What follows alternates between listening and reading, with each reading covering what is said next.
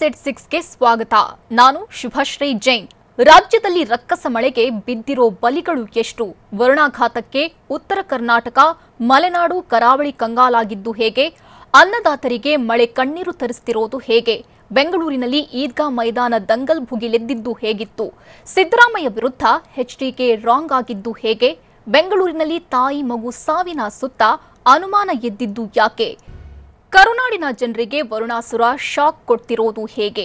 ಕಣ್ಣೆದುರಲ್ಲೇ ಕುಸಿದ ಮನೆ, ಜನರು ಸಂಕಷ್ಟಕ್ಕೆ ಸಿಲುಕಿದ್ದು ಎಲ್ಲೆಲ್ಲಿ? ಮಳೆಯ ಕಡುಕೋಪಕ್ಕೆ ನೇಗಿಲ ಯೋಗಿ ನಲುಗಿದ್ದು ಹೇಗಿತ್ತು? ಇದೆಲ್ಲವನ್ನು ನೋಡೋಣ ಮಳೆ ಮಹಾಘಾತ ನ್ಯೂಸ್ ಎಕ್ಸ್‌ಪ್ರೆಸ್‌ನಲ್ಲಿ.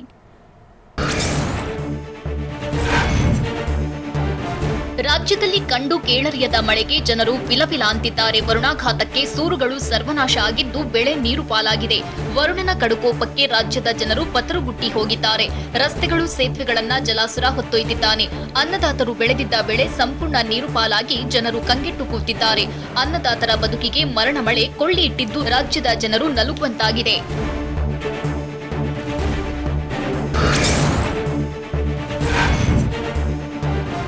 ರಾಜ್ಯದಲ್ಲಿ ಅಬ್ಬರಿಸ್ತಿರೋ ಮಹಾಮಳೆ ಜನರ ಬದುಕನ್ನ ಹಿಂಡಿ ಹಿಪ್ಪೆ ಮಾಡುತ್ತಿದೆ. ರಣಮಳೆಗೆ ಬೆಳಗಾವಿಯಲ್ಲಿ ಅವಾಂತರಗಳ ಸರಮಾಲೆ ಸೃಷ್ಟಿಯಾಗಿದೆ. ವಡಗಾವಿಯಲ್ಲಿನ ಪಾಟೀಲ್ ಗಲ್ಲಿಯಲ್ಲಿ ಏಕಾಏಕಿ ಮನೆ ಕುಸಿದು ಬಿದ್ದಿದೆ.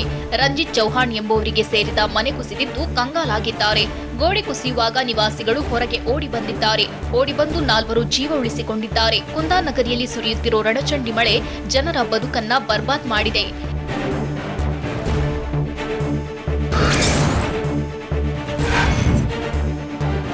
ಬೆಳಗಾವಿಯಲ್ಲಿ ಏಕಾಏಕಿ ಮನೆ ಕುಸಿದಿದ್ದು ಜನರು ಪತರುಗುಟ್ಟಿ ಹೋಗಿದ್ದಾರೆ. ಮನೆ ಕುಸಿಯುತ್ತಿದ್ದಂತೆ 4 ಪಾರಾಗಿದ್ದೇ ರೋಚಕ. ಅದರಲ್ಲೂ ಕುಸಿದು ಬಿದ್ದಿರೋ ಮಣ್ಣಿನಡಿ ದಿನಸಿ, ಬಟ್ಟೆ ಮತ್ತು ವಸ್ತುಗಳು ಸಿಲುಕಿವೆ.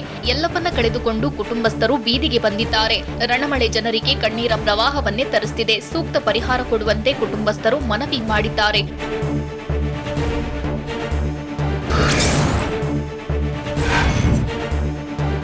ಬೆಳಗಾವಿ ನಗರದಲ್ಲಿ ಮಹಾಮಳೆಗೆ ಜನರಂತೂ ತತ್ತರಿಸಿ ಹೋಗಿದ್ದಾರೆ. ಪಂಜಿಬಾಬಾ ಮೊಹಲ್ಲಾದಲ್ಲಿ ನಿವಾಸಿಗಳಿಗೆ ನರಕಯಾತನೆಯಾಗಿದೆ. 30ಕ್ಕೂ ಅಧಿಕ ಮನೆಗಳಿಗೆ ನೀರು ನುಗ್ಗಿ ಪರದಾಡ್ತಿದ್ದಾರೆ. ಮಕ್ಕಳ ಪುಸ್ತಕ, ಬಟ್ಟೆ, ದಿನಸಿ ವಸ್ತುಗಳು ನಾಶವಾಗಿದೆ. 20ಕ್ಕೂ ಹೆಚ್ಚು ಕುಟುಂಬಗಳನ್ನ ಬೇರೆಡೆಗೆ ಶಿಫ್ಟ್ ಮಾಡಲಾಗಿದೆ. ತಿಂಡಿ ಊಟ ಇಲ್ಲದೆ ಬೆಳಗ್ಗೆಯಿಂದ ಸಂತ್ರಸ್ತರು ಪರದಾಡಿದ್ದಾರೆ. ಕೋಟೆಕೆರೆಗೆ ಹೋಗುವ ನೀರಿನಿಂದ ಅವಾಂತರ ಸೃಷ್ಟಿಯಾಗಿದ್ದು ಜನ ಬೆಳಗಾವಿ ಜಿಲ್ಲಾಡಳಿತದ ವಿರುದ್ಧ ಆಕ್ರೋಶ ಹೊರಹಾಕಿದ್ದಾರೆ.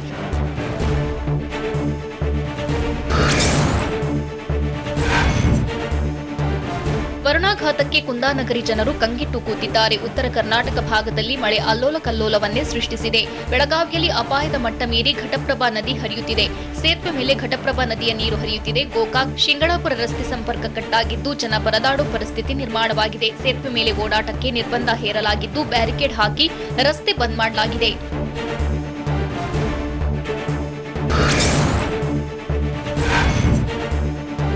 ಹಾಸನ ಜಿಲ್ಲೆಯಲ್ಲೂ ನಿಲ್ಲದ ರಣಮಳೆಯ ರಗಳೆಗೆ ಜನರು ಕಂಗೆಟ್ಟು ಹೋಗಿದ್ದಾರೆ. ಭಾರಿ ಮಳೆಗೆ ಮನೆಯ ಗೋಡೆ ಕುಸಿದು ಬಿದ್ದಿದೆ. ಬೇಲೂರಿನ ಹಳೆ ಅಂಚೆ ಕಚೇರಿಯಲ್ಲಿ ಘಟನೆ ನಡೆದಿದೆ.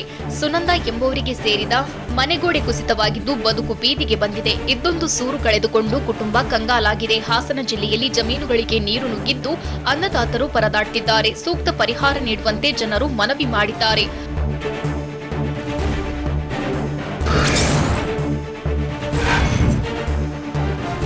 ಉಡುಪಿ ಜಿಲ್ಲೆಯಲ್ಲಿ ಮಹಾಮಳೆ ಅಬ್ಬರಿಸಿ ಬೊಬ್ಬಿರಿದಿದೆ. ಭಾರಿ ಮಳೆಗೆ ಏಷ್ಯಾದ ನಂಬರ್ 1 ಬಂದರು ಸ್ತಬ್ಧವಾಗಿದೆ. ನಿಷೇಧ ಮುಗಿದ್ರೂ ಬೋಟ್ಗಳು ಸಮುದ್ರಕ್ಕೆ ಇಳಿಯುತ್ತಿಲ್ಲ. ಮಲ್ಪೆಯ ಬಂದರಿನಲ್ಲಿ 2500 ಬೋಟ್ಗಳಿಗೆ ಲಂಗರು ಹಾಕಿ ನಿಲ್ಲಿಸಲಾಗಿದೆ.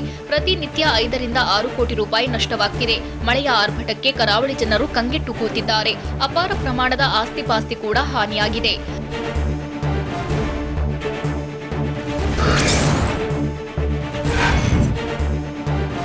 ಬಾಗಲಕೋಟೆಯಲ್ಲಿ ರಕ್ಕಸ ಮಳೆ ಹೊಡೆತಕ್ಕೆ ಜನರು ದಿಗಿಲಿಗೆ ಬಿದ್ದಿದ್ದಾರೆ. ಸುರಿಯುತ್ತಿರೋ ಕುಂಭದ್ರೋಣ ಮಳೆ ಜನರ ಬದುಕನ್ನ ಹಿಂಡಿ ಹಿಪ್ಪೆ ಮಾಡಿದೆ. ನಿರಂತರ ಮಳೆಗೆ ಜನಜೀವನ ಸಂಪೂರ್ಣ ಅಸ್ತವ್ಯಸ್ತವಾಗಿದೆ. ಲಕ್ಷಾಂತರ ರೂಪಾಯಿ ದ್ರಾಕ್ಷಿ ಬೆಳೆ ಹಾನಿಯಾಗಿದೆ. ನಿರಂತರ ಮಹಾಮಳೆಗೆ ದ್ರಾಕ್ಷಿ ಬೆಳೆ ನೆಲಕಚ್ಚಿದೆ. ರಣಮಳೆಗೆ 30 ಎಕರೆ ದ್ರಾಕ್ಷಿ ತೋಟ ಜಲಾವೃತವಾಗಿದ್ದು ರೈತರು ನಲುಗಿ ಹೋಗಿದ್ದಾರೆ. ಜಮಖಂಡಿ ತಾಲೂಕಿನ ಚಿಕ್ಕಲಕಿ ಬಳಿಯ ರೈತ ಏಕನಾಥ ಮಾಡಿಗೆ ಸೇರಿದ ದ್ರಾಕ್ಷಿ ತೋಟಕ್ಕೆ ನೀರು ನುಗ್ಗಿರೋದ್ರಿಂದ ಜನ ಕಂಗಾಲಾಗಿದ್ದಾರೆ.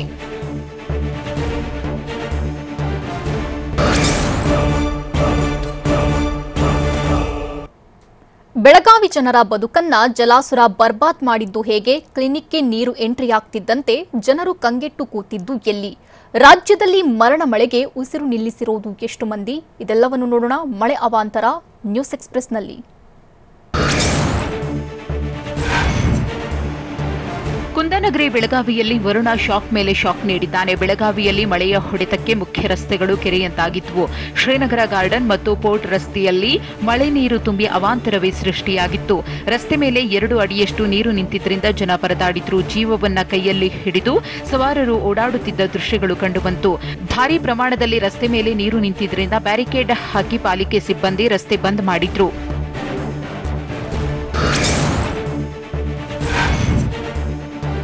ಬೆಳಗಾವಿಯಲ್ಲಿ ಮಳೆ ಆರ್ಭಟಕ್ಕೆ ಮತ್ತೊಂದು ಮನೆ ಕುಸಿತವಾಗಿದೆ. ಶಹಾಪುರದ ಭಾರತ ನಗರದಲ್ಲಿ ಮನೆ ಗೋಡೆ ಕುಸಿದು ಬಿದ್ದಿದೆ. ಆನಂದ ಬಿರ್ಜೆ ಎಂಬುವರಿಗೆ ಸೇರಿದ ಮನೆ ಇದಾಗಿದ್ದು ಕುಟುಂಬ ಬೀದಿ ಪಾಲಾಗಿದೆ. ಸ್ವಲ್ಪದರಲ್ಲೇ ಕುಟುಂಬದ 3 ಸದಸ್ಯರು ಪಾರಾಗಿದ್ದಾರೆ. ಪಕ್ಕದ ಮನೆ ಮಹಿಳೆ ಶಾಂತಾ ವಾಯಿಂಗಡೆಗೆ ಗಾಯವಾಗಿದ್ದು ಬಿಮ್ಸ್ ಆಸ್ಪತ್ರೆಗೆ ದಾಖಲಿಸಿ ಚಿಕಿತ್ಸೆ ನೀಡಲಾಗುತ್ತಿದೆ. ಮನೆಯಲ್ಲಿದ್ದ ಸಾಮಗ್ರಿಗಳೆಲ್ಲ ಸಂಪೂರ್ಣ ಹಾನಿಯಾಗಿವೆ. ಮನೆಗೋಡೆ ಕುಸಿದು ಆಟೋ, ಒಮಿನಿ ವ್ಯಾನ್ ಕೂಡ ಜಖಂ ಆಗಿದೆ.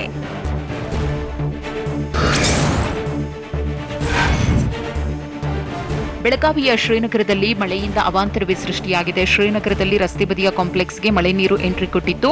ಕ್ಲಿನಿಕ್ ಮತ್ತು ಮೆಡಿಕಲ್ ಶಾಪ್ಗೆ ಮಳೆ ನೀರು ನುಗ್ಗಿದ್ರಿಂದ ಎಲ್ಲ ಶಾಕ್ ಆದ್ರು. ಚರಂಡಿ ವ್ಯವಸ್ಥೆ ಇಲ್ಲದೆ ಇರುವುದರಿಂದ ಮಳೆ ನೀರು ನುಗ್ಗಿದ್ದು ಕ್ಲಿನಿಕ್ ತುಂಬೆಲ್ಲ ನೀರು ಆವರಿಸಿತ್ತು. ಕ್ಲಿನಿಕ್ನಲ್ಲಿದ್ದ ಪರಿಕರಗಳು ಕೂಡ ನೀರಿನಲ್ಲಿ ತೇಲಿದ್ವು. ನೀರು ಹೊರಹಾಕಲು ಸಿಬ್ಬಂದಿ ಹರಸಾಹಸ ಪಟ್ರು.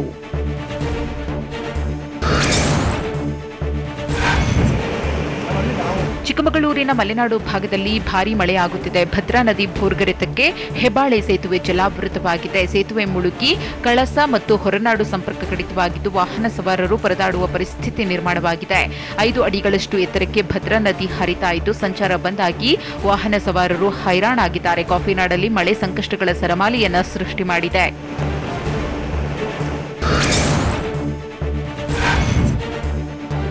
ಕೋಟೆನಾಡು ಚಿತ್ರದುರ್ಗ ಜಿಲ್ಲೆಯಲ್ಲಿ ಮಳೆಯ ಆರ್ಭಟ ಜೋರಾಗಿದೆ. ಹೊಳಲ್ಕೆರೆ ತಾಲೂಕಿನಲ್ಲಿ ವರುಣನ ಕೋಪಕ್ಕೆ ಜನ ದಿಗಿಲಿಗೆ ಬಿದ್ದಿದ್ದಾರೆ. ಮಳೆಯಿಂದಾಗಿ 100 ಎಕರೆ ಜಮೀನು ಜಲಾವೃತವಾಗಿದೆ. ಅಲ್ಲದೆ ಮೆಕ್ಕೆಜೋಳ, ರಾಗಿ, ಹತ್ತಿ ಬೆಳೆ ಸೇರಿದಂತೆ ವಿವಿಧ ಬೆಳೆಗಳಿಗೆ ಹಾನಿಯಾಗಿದೆ. ಬೆಳೆ ಹಾನಿಯಿಂದಾಗಿ ಚಿತ್ರದುರ್ಗ ಜಿಲ್ಲೆ ಜನರು ಕಂಗಾಲಾಗಿದ್ದಾರೆ. ಅಪಾರ ಪ್ರಮಾಣದ ಬೆಳೆ ಜಲಾಸುರನ ಪಾಲಾಗಿದ್ದು ರೈತರು ಕಣ್ಣೀರಿಡುವ ಪರಿಸ್ಥಿತಿ ನಿರ್ಮಾಣವಾಗಿದೆ.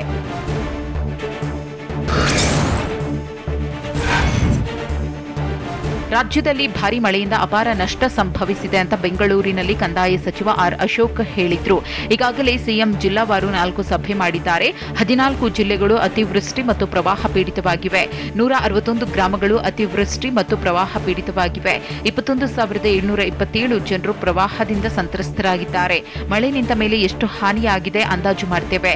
ಕರ್ನಾಟಕಕ್ಕೆ ಎಷ್ಟು ಬರಬೇಕು ಅಷ್ಟು ಹಣವನ್ನ ಪಡಿತೇವೆ ಅಂತ ಅಶೋಕ್ ಮಾಹಿತಿ ನೀಡಿದ್ರು.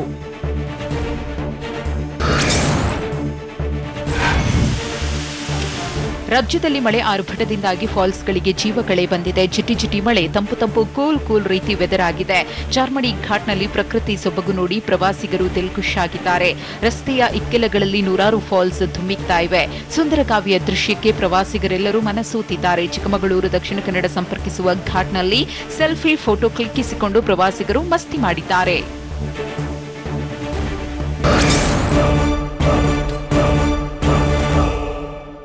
ಶವವನ್ನ ಹೊತ್ತು ಪ್ರವಾಹದ ನೀರನ್ನ ದಾಟಿ ಸಾಗಿದ್ದು ಎಲ್ಲಿ? ಹಂಪಿಗೂ ಭೀಕರ ಪ್ರವಾಹ ಮಹಾ ಆಘಾತವನ್ನ ನೀಡಿದ್ದು ಹೇಗೆ? ಕಾವೇರಿ ಆರ್ಭಟಕ್ಕೆ ಕೋಲಾಹಲ ಸೃಷ್ಟಿಯಾಗಿದ್ದು ಹೇಗಿತ್ತು? ಇದೆಲ್ಲವನ್ನು ನೋಡೋಣ ವರುಣಾಘಾತ ನ್ಯೂಸ್ ಎಕ್ಸ್‌ಪ್ರೆಸ್‌ನಲ್ಲಿ.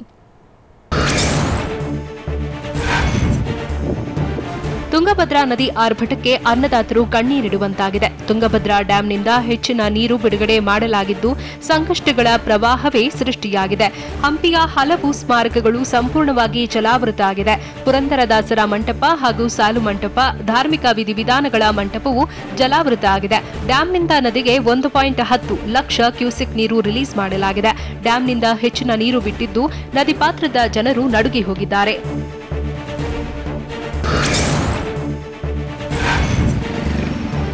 ಕುಂದಾನಗರಿ ಬೆಳಗಾವಿಯಲ್ಲೂ ರಕ್ಕಸ ಮಳೆ ಜನರನ್ನ ಶೇಕ್ ಮಾಡಿದೆ. ಬೆಳಗಾವಿಯಲ್ಲಿ ಮಳೆಯಿಂದ ಜನಜೀವನ ಸಂಪೂರ್ಣ ಅಸ್ತವ್ಯಸ್ತವಾಗಿದೆ. ವರುಣಾಘಾತಕ್ಕೆ ರಸ್ತೆ ಕೆರೆಗಳಂತಾಗಿದ್ದು ವಾಹನ ಸವಾರರು ಪರದಾಡುವ ಪರಿಸ್ಥಿತಿ ನಿರ್ಮಾಣವಾಗಿತ್ತು. ಅಲ್ಲದೆ ಜಲಾಸುರ ಹಲವು ಮನೆಗಳಿಗೆ ಎಂಟ್ರಿ ಕೊಟ್ಟಿರುವುದರಿಂದ ಮನೆಯಲ್ಲಿಟ್ಟಿದ್ದ ವಸ್ತುಗಳು ನೀರು ಪಾಲಾಗಿವೆ. ಬೆಳಗಾವಿ ನಗರದಲ್ಲಿ ಮಳೆಯಿಂದಾಗಿ ಜನರು ಬತ್ತರುಗೊಟ್ಟಿ ಹೋಗಿದ್ದಾರೆ. ಪ್ರವಾಹದ ಪ್ರಹಾರಕ್ಕೆ ಜನರ ಬದುಕು ಮೂರಾಬಟ್ಟೆಯಾಗಿದೆ.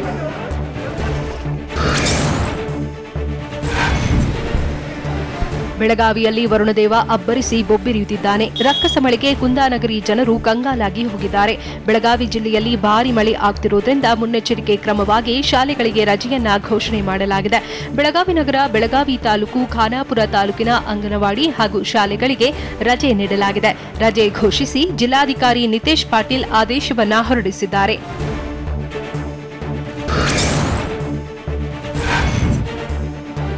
ಮಂಡ್ಯ ಜಿಲ್ಲೆಯಲ್ಲಿ ಮಳೆರಾಯ ಆರ್ಭಟಿಸುತ್ತಿದ್ದಾನೆ. ಕೆಆರ್ಎಸ್ ಜಲಾಶಯದಿಂದ ಹೆಚ್ಚುವರಿ ನೀರು ರಿಲೀಸ್ ಮಾಡಿದ್ದು ಕಾವೇರಿ ನದಿ ಪಾತ್ರದ ಜನರು ಕಂಗಾಲಾಗಿ ಹೋಗಿದ್ದಾರೆ. ಜಲಾಸುರ ದೇವರಿಗೂ ದಿಗ್ಬಂಧನ ವಿಧಿಸಿದ್ದಾನೆ. ಕಾವೇರಿ ನದಿ ಪಾತ್ರದಲ್ಲಿರುವ ಹಲವು ದೇವಾಲಯಗಳು ಮುಳುಗಡೆಯಾಗಿದೆ. ಆಂಜನೇಯ ಸ್ವಾಮಿ, ಈಶ್ವರನ ದೇವಾಲಯವೂ ಮುಳುಗಡೆಯಾಗಿದೆ. ಅಲ್ಲದೆ ಜಮೀನುಗಳಿಗೂ ಮಳೆ ನೀರು ಎಂಟ್ರಿ ಕೊಟ್ಟಿರೋದ್ರಿಂದ ಅನ್ನದಾತರು ಕಂಗಾಲಾಗಿ ಕೂತಿದ್ದಾರೆ.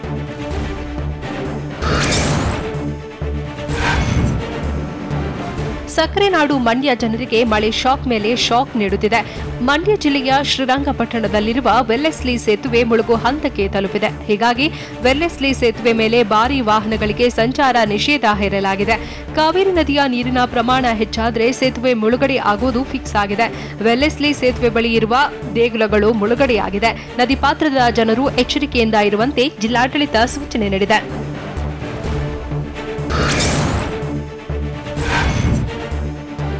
ಉತ್ತರ ಕನ್ನಡ ಜಿಲ್ಲೆಯಲ್ಲೂ ಮಳೆ ಅಬ್ಬರಿಸಿ ಬೊಬ್ಬಿರಿಯುತ್ತಿದೆ. ಮಳೆಯಿಂದ ಅಪ್ಸರಕೊಂಡ ಗ್ರಾಮದಲ್ಲಿ ಭೂಕುಸಿತ ಭೀತಿ ಎದುರಾಗಿದೆ. ಉತ್ತರ ಕನ್ನಡ ಜಿಲ್ಲೆಯ ಹೊನ್ನಾವರ ತಾಲೂಕಿನ ಗ್ರಾಮದಲ್ಲಿ ಅನಾಹುತ ಆಗಿದೆ. ಭೂಕುಸಿತದ ಪ್ರದೇಶದಲ್ಲಿದ್ದ ಕುಟುಂಬಗಳನ್ನು ಸ್ಥಳಾಂತರ ಮಾಡಲಾಗಿದೆ. ವರುಣನ ಕಡುಕೋಪಕ್ಕೆ ಕರಾವಳಿ ಜಿಲ್ಲೆಯ ಜನರು ವಿಲವಿಲ್ಲ ಅನ್ನೋ ಹಾಗಾಗಿದೆ. ಮಳೆ ಸೃಷ್ಟಿಸುತ್ತಿರೋ ಅವಾಂತರಗಳಿಗೆ ಜನರು ಕಣ್ಣೀರು ಇಡುತ್ತಿದ್ದಾರೆ.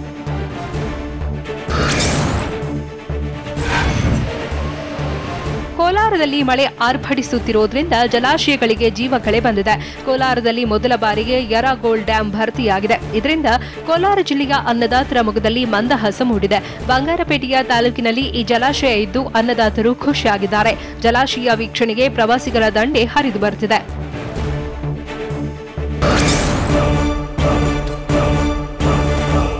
ಬೆಂಗಳೂರಿನಲ್ಲಿ ತಾಯಿ ಮಗಳ ಸಾವಿನ ಸುತ್ತ ಅನುಮಾನ ಎದ್ದಿದ್ದು ಯಾಕೆ? ಸೇಂಟ್ ಜಾನ್ಸ್ ಆಸ್ಪತ್ರೆ ವೈದ್ಯರ ನಿರ್ಲಕ್ಷ್ಯಕ್ಕೆ ಬಾಲಕಿ ಬಲಿಯಾದ್ಲಾ? ಬೆಂಗಳೂರಲ್ಲಿ ಈದ್ಗಾ ಮೈದಾನ ಸಮರ ಹೊಸ ರೂಪ ಪಡೆದಿದ್ದು ಹೇಗೆ? ಇದೆಲ್ಲವನ್ನು ನೋಡೋಣ ಸಮಗ್ರ ನ್ಯೂಸ್ ಎಕ್ಸ್‌ಪ್ರೆಸ್‌ನಲ್ಲಿ. ಹೊಸಕೋಟೆಯಲ್ಲಿ ಜೆಎಂಎಸ್ ಆಸ್ಪತ್ರೆಗೆ ಬೀಗ ಹಾಕಿ ಬಂದ್ ಮಾಡಲಾಗಿತ್ತು. ಲೈಸೆನ್ಸ್ ಪಡೆದಿಲ್ಲ ಎಂದು ಆಸ್ಪತ್ರೆಗೆ ಬೀಗ ಹಾಕಿದ್ದರಿಂದ ಜಿಲ್ಲಾ ಆರೋಗ್ಯ ಅಧಿಕಾರಿ ವಿರುದ್ಧ ರೋಗಿಗಳು ಪ್ರತಿಭಟನೆ ಮಾಡಿದ್ರು. ಬೆಂಗಳೂರು ಗ್ರಾಮಾಂತರ ಜಿಲ್ಲೆ ಹೊಸಕೋಟೆ ನಗರದಲ್ಲಿ ಜೆಎಂಎಸ್ ಆಸ್ಪತ್ರೆ ಬಂದ್ ಮಾಡಿದ್ದಕ್ಕೆ ರೋಗಿಗಳು ಪರದಾಡಿದ್ರು. ಗ್ಯಾಂಗ್ರೀನ್ನಿಂದ ಬಳಲುತ್ತಿದ್ದ 40ಕ್ಕೂ ಅಧಿಕ ರೋಗಿಗಳು ಸಂಕಷ್ಟಕ್ಕೆ ಸಿಲುಕಿದ್ರು. ಕೆಪಿಎಂಇ ಅನುಮತಿಯನ್ನು ಪಡೆಯದೆ ಆಸ್ಪತ್ರೆಯನ್ನು ನಡೆಸ್ತಾ ಇರುವ ಆರೋಪ ಕೇಳಿ ಬಂದಿತ್ತು. ಆಸ್ಪತ್ರೆ ಓಪನ್ ಮಾಡಿಸಲು 30 ಲಕ್ಷ ಹಣಕ್ಕೆ ಬೇಡಿಕೆ ಇಟ್ಟಿದ್ದಾರೆ ಎಂದು ಆಕ್ರೋಶ ಹೊರಹಾಕಲಾಯಿತು.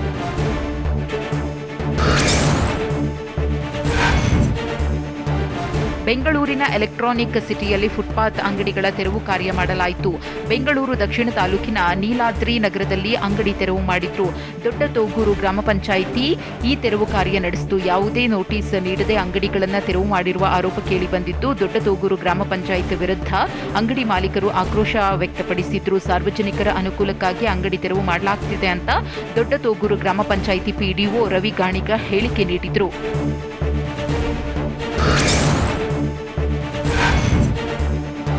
ಬೆಂಗಳೂರಿನಲ್ಲಿ ಈದ್ಗಾ ದಂಗಲ್ ಮತ್ತೆ ತಾರಕಕ್ಕೇರುವುದು ಫಿಕ್ಸ್ ಆಗಿದೆ. ಈದ್ಗಾ ಮೈದಾನದ ವಿರುದ್ಧ ಹಿಂದೂಪರ ಸಂಘಟನೆಗಳು ಸಮರ ಸಾರಿರೋ ಬೆನ್ನಲ್ಲೇ ಹೊಸ ಫೈಟ್ ಶುರುವಾಗಿದೆ. ಬೆಂಗಳೂರಿನ ಚಾಮರಾಜಪೇಟೆ ಮೈದಾನ ವಾರ ಸದ್ಯಕ್ಕೆ ಅಂತ್ಯವಾಗಲ್ವಾ ಅನ್ನೋ ಪ್ರಶ್ನೆ ಎದ್ದಿದೆ. ಚಾಮರಾಜಪೇಟೆಯಲ್ಲಿರುವ ಈದ್ಗಾ ಮೈದಾನ ಈಗ ಹೊಸ ವಿವಾದಕ್ಕೆ ಮುನ್ನುಡಿ ಬರೆದಿದೆ. ಹಿಂದೂಪರ ಸಂಘಟನೆಗಳು ಮತ್ತು ಮುಸ್ಲಿಮರ ನಡುವೆ ವಾರ್ ಜೋರಾಗಿದೆ.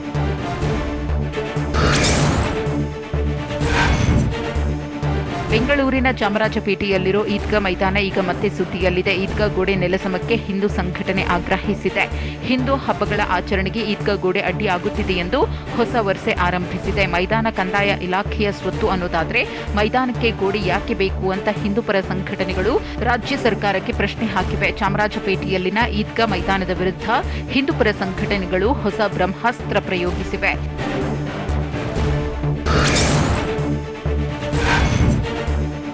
ಬೆಂಗಳೂರಿನ ಚಾಮರಾಜಪೇಟೆ ಈದ್ಗಾ ಮೈದಾನ ಇವತ್ತಿಗೂ ಕಂದಾಯ ಇಲಾಖೆ ವ್ಯಾಪ್ತಿಯಲ್ಲೇ ಇದೆ ಅಂತ ಬೆಂಗಳೂರಿನಲ್ಲಿ ಸಚಿವ ಆರ್ ಅಶೋಕ್ ಹೇಳಿದ್ರು. ಯಾವ ಆಚರಣೆಗೆ ಮೈದಾನ ಕೊಡಬೇಕೆಂಬುದು ಇಲಾಖೆಗೆ ಬಿಟ್ಟಿದ್ದು, ಮೈದಾನದ ವಿಚಾರದಲ್ಲಿ ಯಾರು ಗೊಂದಲ ಸೃಷ್ಟಿ ಮಾಡಬೇಡಿ. ಕಂದಾಯ ಇಲಾಖೆ ಕೂಲಂಕುಷವಾಗಿ ಪರಿಶೀಲಿಸಿ ನಿರ್ಧರಿಸುತ್ತೆ. ಸ್ವಾತಂತ್ರ್ಯ ದಿನಾಚರಣೆ ಮಾಡಲು ಯಾರೂ ಅನುಮತಿಯನ್ನ ಕೇಳಿಲ್ಲ. ಸ್ವಾತಂತ್ರ್ಯ ದಿನಾಚರಣೆಗೆ ಒಬ್ಬರಿಗೆ ಮಾತ್ರ ಕೊಡಬಹುದು. ಯಾವುದೇ ಆಚರಣೆ ಮಾಡಲು ಅನುಮತಿ ಪಡೆಯಬೇಕು ಅಂತ ಸಚಿವ ಆರ್ ಅಶೋಕ್ ಹೇಳಿದ್ರು.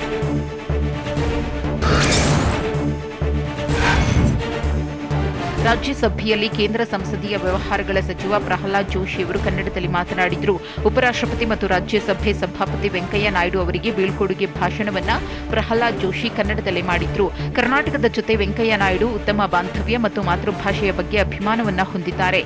ಹೀಗಾಗಿ ವಿಶೇಷವಾಗಿ ದಕ್ಷಿಣ ಭಾರತದ ಡ್ರೆಸ್ ಕೋಡ್ ಪಾಲನೆಯಲ್ಲಿ ವೆಂಕಯ್ಯ ನಾಯ್ಡು ಅವರ ಶಿಸ್ತಿನ ಬಗ್ಗೆ ಜೋಶಿ ಅವರು ಸ್ಮರಿಸಿದ್ರು. ವೆಂಕಯ್ಯ ನಾಯ್ಡು ಸರಳ ಸ್ವಭಾವವನ್ನ ಹೊಂದಿದ್ದಾರೆ. ಬೆಂಗಳೂರಿಗೆ ಬಂದ್ರೆ ಸಣ್ಣ ಜನಾರ್ದನ ಹೋಟೆಲ್ಗೆ ಹೋಗೋ ಅವರ ಸರಳತೆಯನ್ನ ಮೆಚ್ಚುವಂಥದ್ದು. ದಣಿವರಿಯದ ನಾಯಕರಾದ ನಿಮ್ಮ ಮಾರ್ಗದರ್ಶನವಿರಲಿ ಅಂತ ವೆಂಕಯ್ಯ ನಾಯ್ಡು ಅವರಿಗೆ ಜೋಶಿ ಅವರು ಶುಭ ಕೋರಿದ್ರು. ನಮ್ಮ ದಕ್ಷಿಣ ಭಾರತದ ಡ್ರೆಸ್ ಕೋಡ್ ಏನಿದೆ ಅದನ್ನು ನೀವು ಮರೆಯಲಿಲ್ಲ.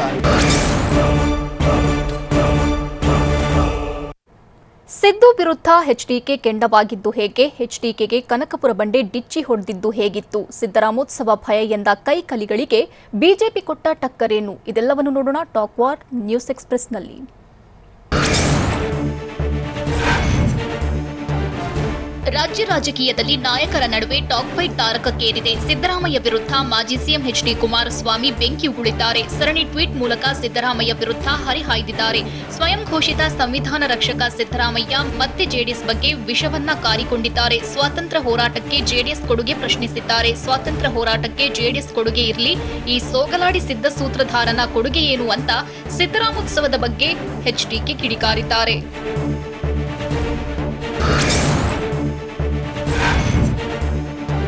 ಸಿದ್ದರಾಮೋತ್ಸವ ವಿರುದ್ಧ ಮಾಜಿ ಸಿಎಂ ಎಚ್ಡಿಕೆ ಆಕ್ರೋಶ ಹೊರಹಾಕಿದ್ದಾರೆ. ಸರಣಿ ಟ್ವೀಟ್ ಮೂಲಕ ಬೆಂಕಿ ಉಗುಳಿರೋ ಎಚ್ಡಿಕೆ ಸಿದ್ದರಾಮಯ್ಯ ವಿರುದ್ಧ ಅಟ್ಯಾಕ್ ಮಾಡಿದ್ದಾರೆ. ಸಿದ್ದರಾಮಯ್ಯರ ಜನ್ಮದಿನದ ವಿಚಾರ ಪ್ರಸ್ತಾಪಿಸಿ ಚಾಟಿ ಬೀಸಿದ್ದಾರೆ. ವಿಕಿಪೀಡಿಯಾ ಪ್ರಕಾರ ನಿಮ್ಮ ಹುಟ್ಟಿದ ವರ್ಷ 1947. ಹುಟ್ಟಿದ ಕೂಡಲೇ ಸ್ವಾತಂತ್ರ್ಯ ಸಂಗ್ರಾಮಕ್ಕೆ ಧುಮುಕಿದ್ರ, ಹುಟ್ಟಿದ ಕೂಡಲೇ ಪಂಚೆ ಕಟ್ಟಿ ಧುಮುಕಿದ್ರ ಮಿಸ್ಟರ್ ಸಿದ್ದರಾಮಯ್ಯ ಅಂತ ಟ್ವೀಟ್ ಮಾಡಿ ಎಚ್ಡಿಕೆ ಟಕ್ಕರ್ ಕೊಟ್ಟಿದ್ದಾರೆ.